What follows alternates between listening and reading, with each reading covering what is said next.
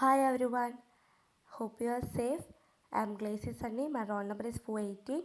My topic is open market operation. We are discussing about the methods of credit control. It is classified into two quantitative and qualitative methods. We are discussing about the quantitative methods. There are three methods: bank rate policy, open market operation, and the variable reserve ratio. Bank rate policy we have already studied, and the second one is open market operation. It is very simple topic.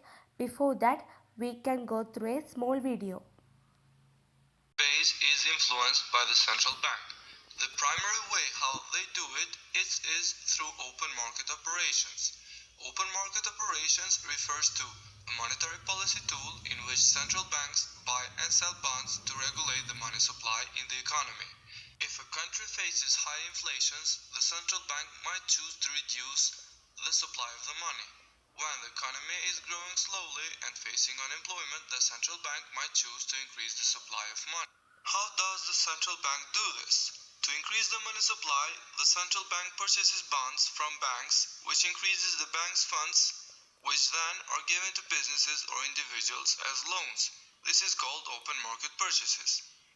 For example, the central bank buys $100 of bonds and pays $100 in check to the bank, and the bank will either deposit or cash it for the currency. In either cases, reserves will increase by $100 and the monetary base increases as well. To decrease the money supply, the central bank can sell bonds to the banks, which in this case it takes money out of circulation. This is called open market sales. For example, the central bank sells $100 of bonds and the banks pay $100 for that, which means that the monetary base decreases. It is a very simple video about open market operation. I think it is clear. Open market operation refers to the central bank directly entered into the open market for the purchase and sale of the government securities to make the money supply constant, or to increase or decrease the credit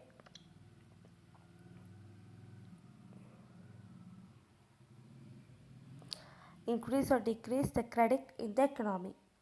So open market refers to buying and selling of the securities by the central bank for making the money supply constant. So it is done by two ways, by selling or purchasing of the securities. So in sale of securities, when there is inflation or increase in the bank money, the central bank sells the securities. So there is inflation, central bank sells the securities. So the buyers of the securities either pay in cash or in check. The central bank collect it immediately from the commercial bank so that the cash reserve of the commercial bank decreases. So during the inflation or increase in the bank money, the central bank sells the securities and the buyers collect the securities and pay either in cash or check, and central bank collect it immediately through the commercial bank, so the cash reserve of the commercial bank decreases. The effects of the sale of securities are: the interest rate reduces, the investment and production get reduced, employment opportunities and general price level falls, and if the inflation is reduced. So during the inflation, the central bank sells the securities.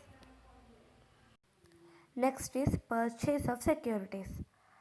During the period of deflation, it means if there is no enough back money, if there is a decrease in the money in economy, the central bank purchases the securities.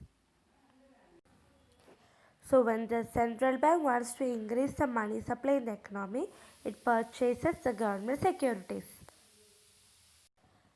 By doing this, the money supply in the economy constant.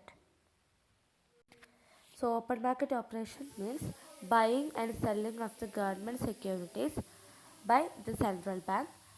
During the inflation, the central bank sells the securities, and during the deflation, the central bank purchases the securities.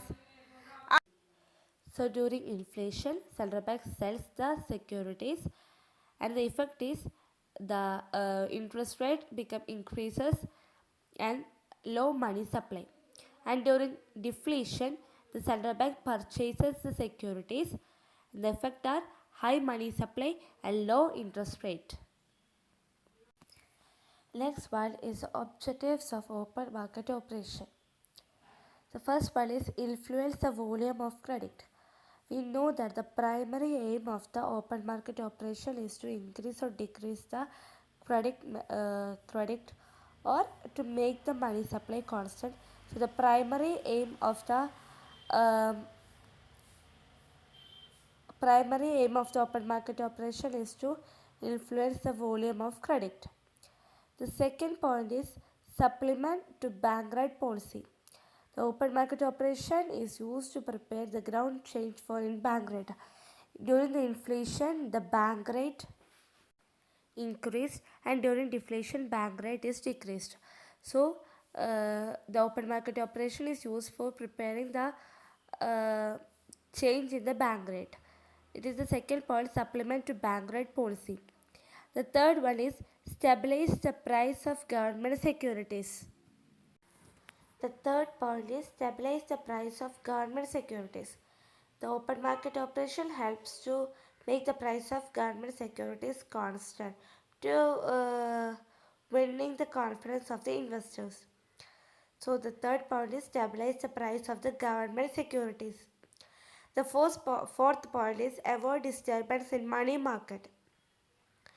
This technique avoid the disturbance in the money market due to the public finance operation like collection of tax. So if there is any disturbance in the money market, the open market operation helps to avoid it. The fifth point, support government credit. The technique support government credit in connection with the issue of new loans or conversion of existing loans. It means the open market operation helps in issuing of loan or conversion of the existing loans. If there is deflation, the interest rate is low, so the banks provide more loans, and the government provide more loans.